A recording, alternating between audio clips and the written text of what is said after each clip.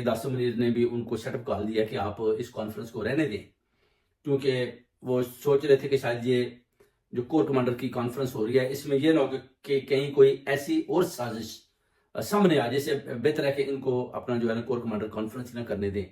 کیونکہ عوام میں یا قوم میں یا اپنا اسٹیبلشمنٹ میں اگر کچھ کہتے ہیں کہ اگر کچھ فاصلہ پڑا ہے یا نفرتوں کی کوئی آگ جلی ہے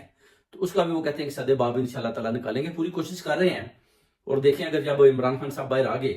تو میں پوری امید کرتا ہوں کہ جو فاصلے بڑھ چکے ہیں وہ ایک دم ختم ہو جائیں گے اور